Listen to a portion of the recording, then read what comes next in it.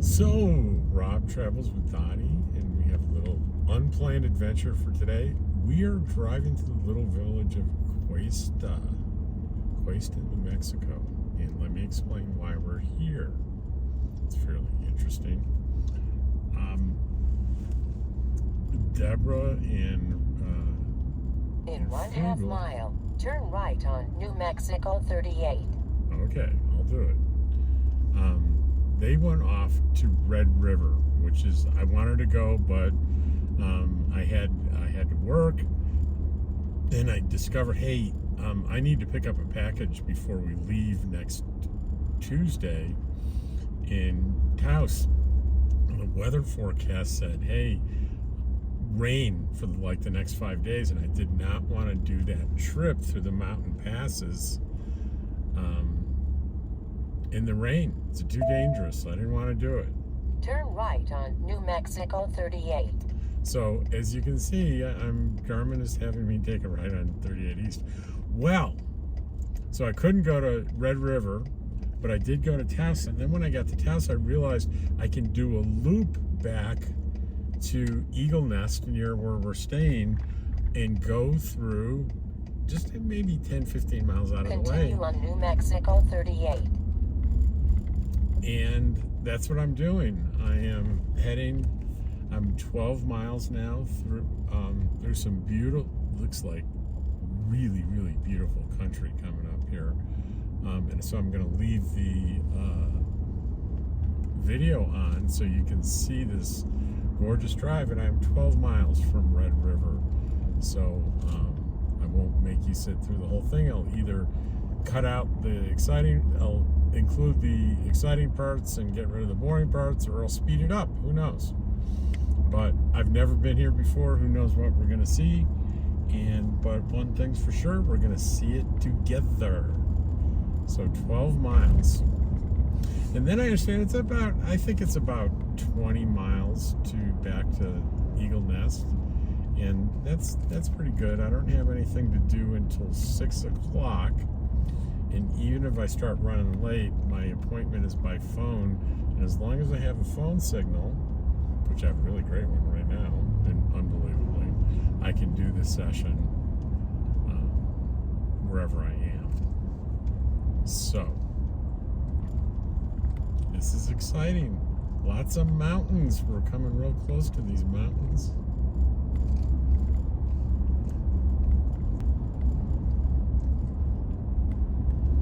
So I may run into Deborah and Frugal, but I doubt it. I bet they'll probably be heading back about the time I get there, right? And it's 11 miles, but I bet it takes me 20 minutes or better to get there. And so that'll be almost 4 o'clock. And I'll probably, I'll have to make a decision when I'm going to leave Red River, because there's probably not going to be, now that I think about it, there's probably not going to be a signal between Red River and Eagle Nest. So I got to figure out how to do all this and make my phone appointment at 6 p.m., which is in 2 hours and 33 minutes from now. We'll see. I bet things will work out.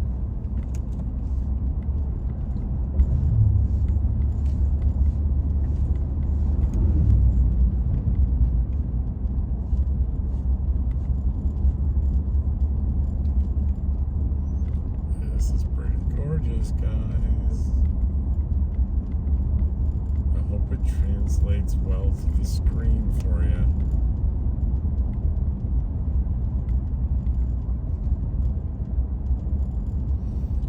I noticed there's a couple of these signs, and I noticed some yesterday when I went to Cimarron. And you haven't seen that video yet, so you don't know that I went to Cimarron. But maybe I'll probably publish that one first before this one. The signs about falling rocks on the road. And I just try to picture the shock of that happening in front of me, or coming around the corner and seeing a huge rock in the middle of the road. I'm sure both those things happen. It's probably more frequent to come around the corner and see a boulder in the road than it is to have them fall right in front of you. God forbid on you. I think this is another one of these signs. Yeah, it shows a big cliff and a little car and big rocks falling down towards the car. Crazy.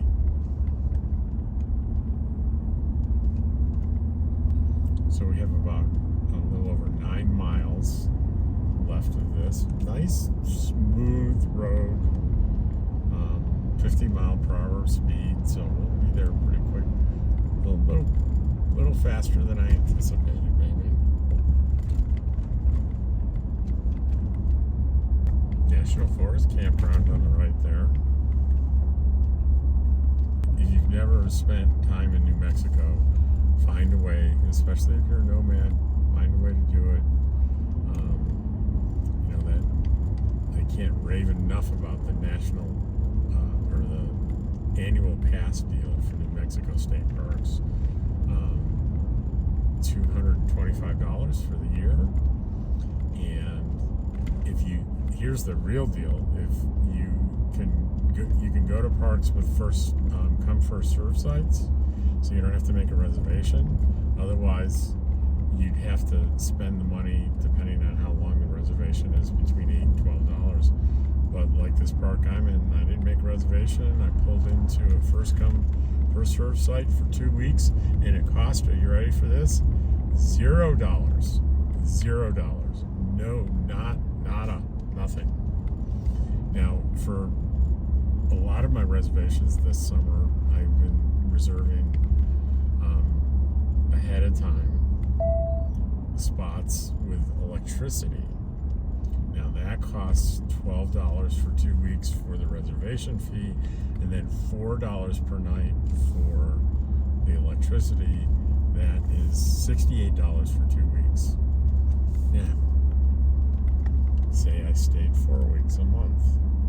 That's $136 fee, including my utilities.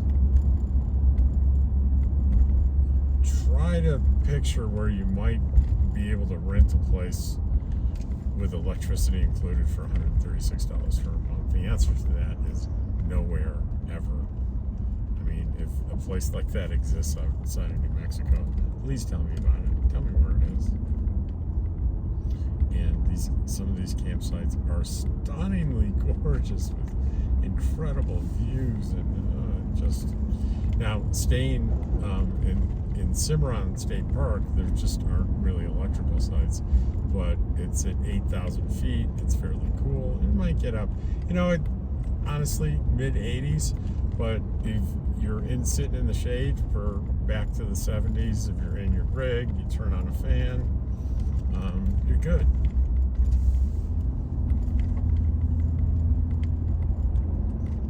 This time of year anyway. And as we're getting into September and October, and I'm still staying out in New Mexico, the temperatures are getting better and better. But everything I've got booked starting this Tuesday, for over a month, I'm booked with there's just one 6-day gap in there that I couldn't get a reservation, that I'm going to have to figure out where to camp. And Deborah's giving me a ton of suggestions because she knows everything. She really does. It's pretty amazing. Ooh, look at that. Can you see that? That's incredible. I don't know what that is. Is that mining? A mining operation? I don't know. Yeah, I think it's a mining operation. Here's the entrance up here.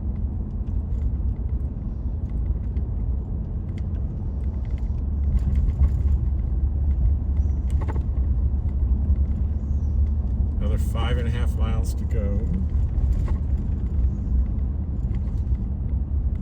And I'm pretty sure Red River is well over 8,000 feet. I'm seeing the temperature as measured outside my vehicle here by Ford is 82, and it was 90 when I was in traffic in Taos.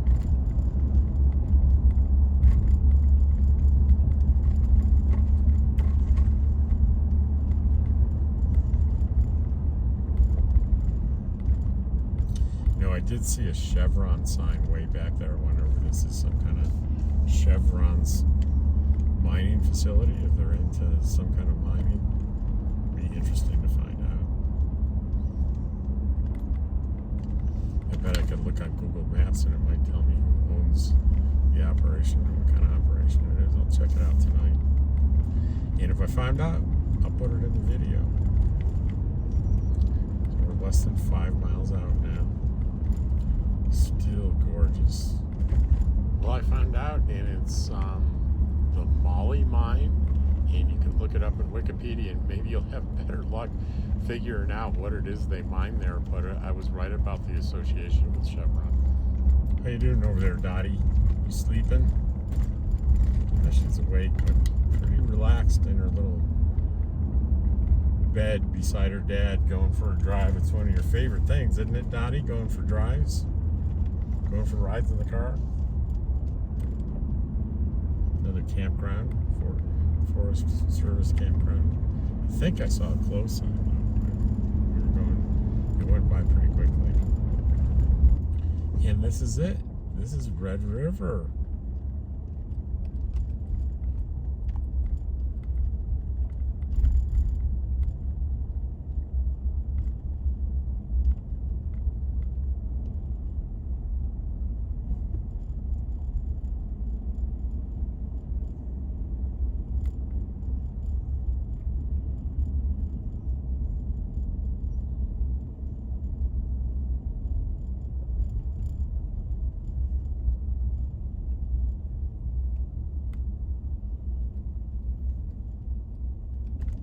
Looks like a big, I bet it's a hotel up here on the right with a red roof. Go-Kart City. I wasn't expecting that. I see a go-kart course. I don't see any go-karts. Arrive at Red River. Well, we're already at Red River, so we can turn that off. Red River Brewing Company.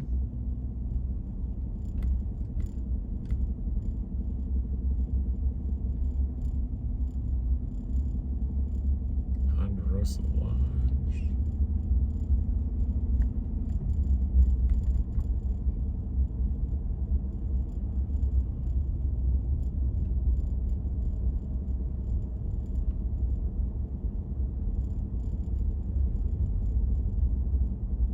It's a little bit bigger than I expected.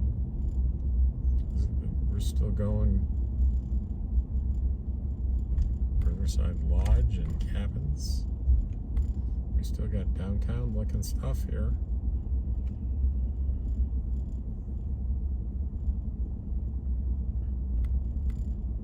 Three Bears Lodge. He says it's just right. That's cute. Texas Red Steakhouse. Look at all those golf carts.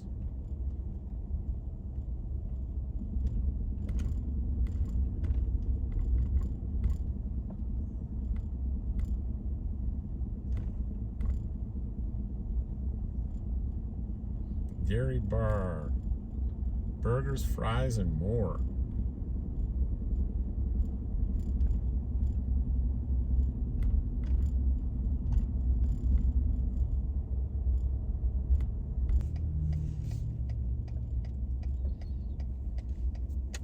I think I can just back into this street parking place.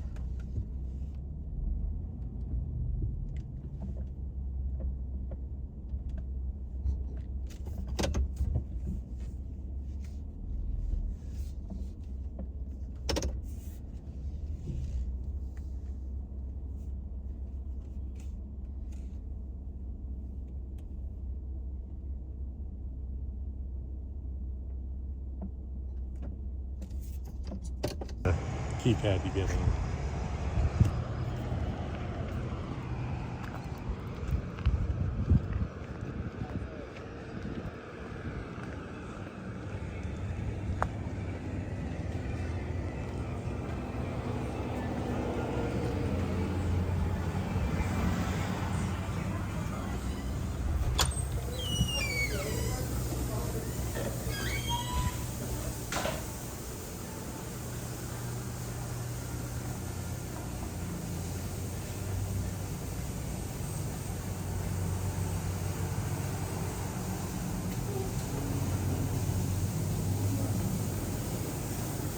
Can I get a Shelby with a side of onion rings? Shelby with a side of onion rings? Yeah. Is that going to be everything for you? Well, I have picked up the hamburger. I had it cut in half. And I didn't really want to sit in the car on the street and eat, so I thought I'd head back. It's showing about 16 miles to Eel Nest, and then I got another 7 or 8 to go after that. But I thought I would look for a turnout here with a nice view to eat my half hamburger and share with Dottie, of course.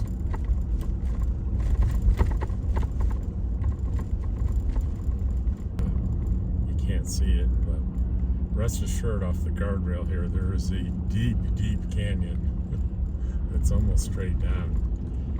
Every time I glance over there, I got that queasy feeling, that vertigo feeling. How about right here?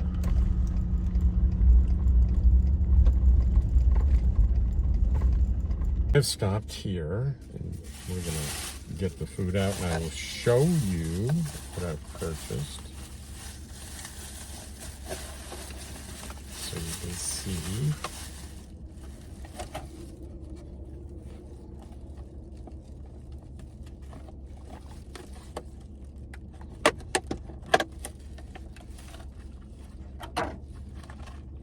Okay, I'll take the phone down and show it to you. It is nice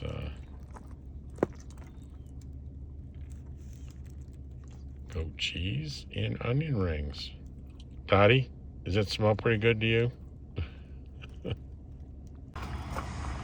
There's Dottie in there. I just want to show you where I pulled over. And I'm gonna get as close to the edge here as I can stand it to show you how far down things go there. Yeah, it's pretty steep.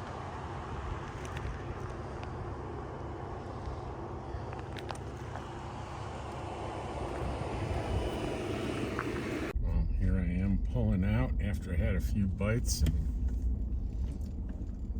satisfied my hunger. It was very good. The it was well done burger, which most restaurants tend to do these days. But it was nice and crispy on the outside. The goat cheese was wonderful, and the mushrooms in there. It was good.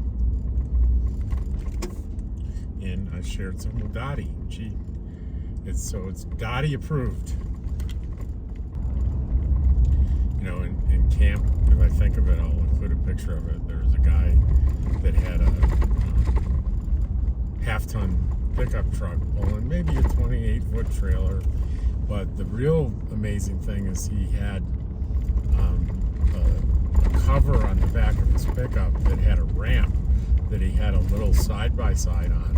And then tied to the side-by-side was 2 kayaks. And it looked to me like, God, that's got to be 18 feet in the air. But I wanted to talk to him. I said, well, what's the height of clearance on that? It says 12 and a half feet, which it's high, but it's not that bad. Oh, I see flashing lights up here, so we'll be prepared to stop if they want us to stop.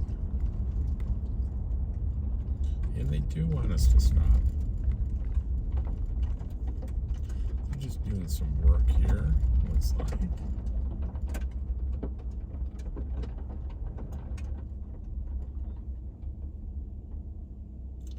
I gotta tell you, in New Mexico, I see a lot of work being done on roads.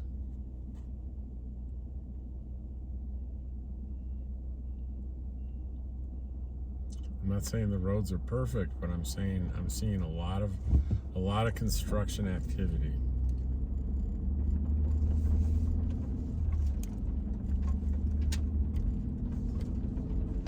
Oh, let's see what they're doing up here. So we want to stay to the left. They're doing some repair on the shoulder. Some potholes, maybe.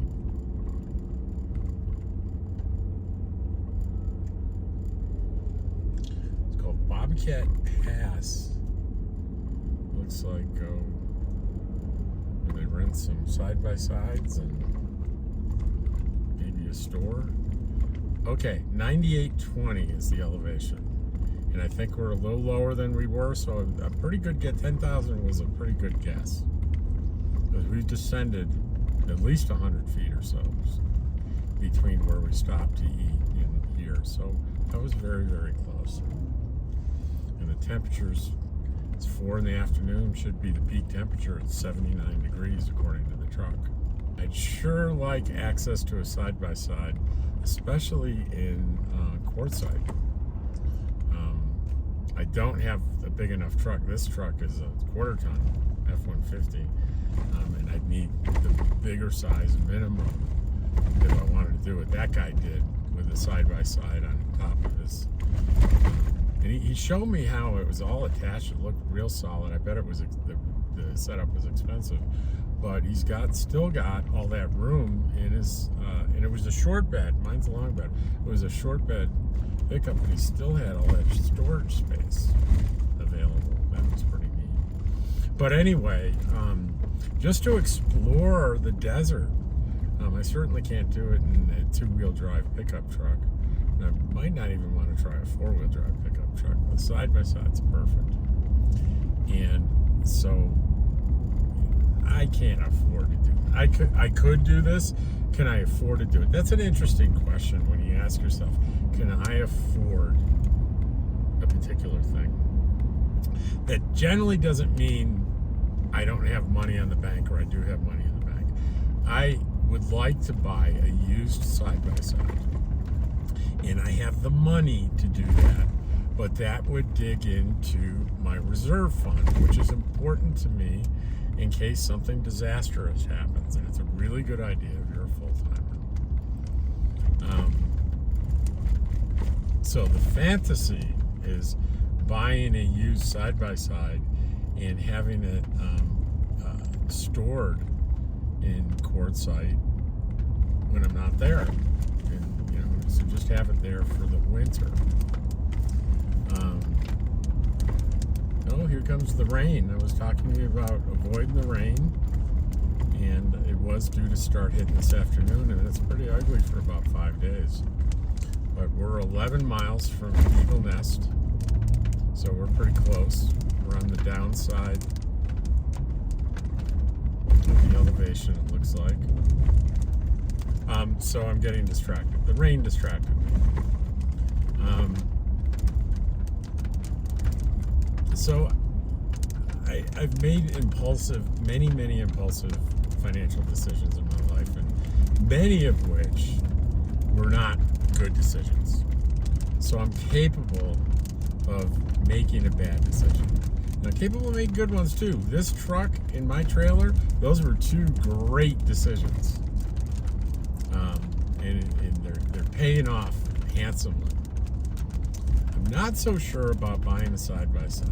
I've owned one before, a Ranger 900 when I lived in Idaho, and I got quite a bit of use out of it.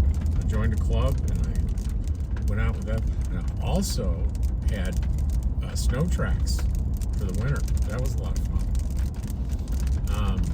Don't own that anymore, but I'd like a little bit smaller than the Ranger, a little narrower. But anyway, I'm really not sure how much use I would get out of it, how quickly I might tire of running around in it in the desert. I suppose I could buy it, run around in the winter. If I decide it was not a good decision, I could sell it the next year. Now, I'm saying probably a bad idea to sell it at the end of the season, because I probably wouldn't get very good money for it. I'd get better money at the beginning.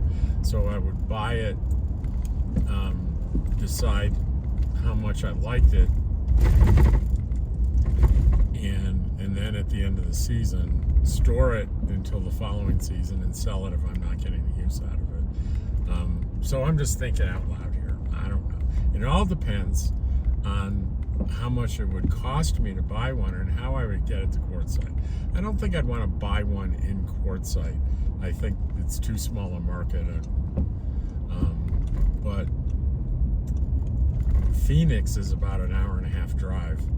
Now the question is, how do I get it from Phoenix to Quartzsite?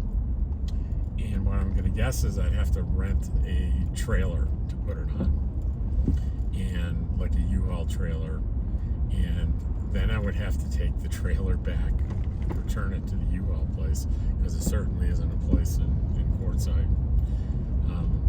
It would definitely be a all-day ordeal. If I found one and made a deal and went out there to get it, it would be an all-day ordeal. And I would probably want to take my friend Tim to check it out, and maybe Randy, maybe somebody.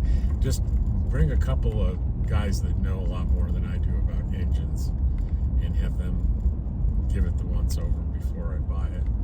So anyway, it sounds like I'm doing it, but not true. I'm not doing it. But this is the most I've ever talked about it out loud, and it's the most reasoning I've done. It really does seem like financially there's probably a minimal risk.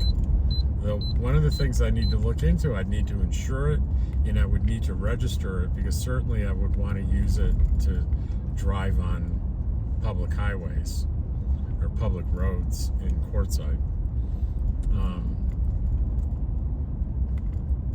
We'll see. I don't know. A lot depends on how much could I get a decent used one for, how much does it cost to insure, and how much would it cost to register, and the whole how much does it cost to rent the trailer, and where could I store it, how much does that cost, etc., etc., etc. So we will see on that. You may never hear me speak of it again, or there may be a video this winter on my new side-by-side. So we are now about 7 miles from Eagle Nest, and I think I'm going to turn off the camera because we're out of the mountains. The scenery it's great scenery, but it's not dramatic. So I may end the video right here. So I'm going to go ahead and say it, that's today's video. Thanks for coming along with me. And if there's more, you're going to get a bonus at the end of the video. Well, I thought I'd turn it back on and give you guys a little bonus, because this is a beautiful view of Eagle Nest. I'm just over a mile out, and you can see the lake from here. It's just really pretty. You can see the breadth of the settlement of Eagle Nest. So this is going to be the last drive-through of Eagle Nest, I think, for the year. Continue on West US 64. Alright, we don't need the GPS. We know where we're going. We'll turn that off. But all these great. There's a saloon on the right that I've seen a lot of people go to. There's a park we just passed on the left where Eagle Fest was. And I'm seeing on the left here, it says open the Thai Angel Restaurant, and Frugal talked about that. There's a kitchen shop. I'd love to go through there someday, but don't have time today. There's a food truck there. Don't know what kind of thing. There's a restaurant and ice cream parlor. That's open.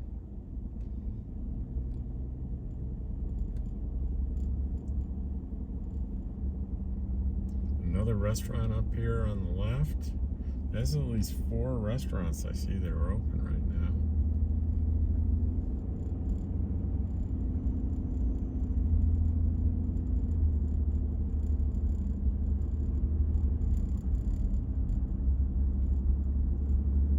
And there's on the left is the visitor center, which I pulled in the parking lot, but I never went in there.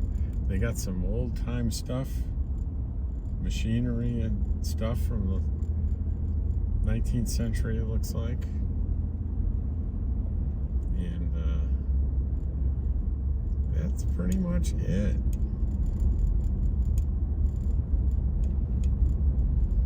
We just passed the cannabis place is to the right there.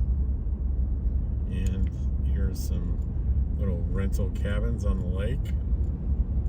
The lake looks all blue and green today, double shade. There's big swaths of green and a lot of deep blue. It looks beautiful. And it must be an RV park or something. I don't see a sign for it, but it's got to be. Don't know whether the hookup's there or not. But it's a beautiful lake. Y'all take care.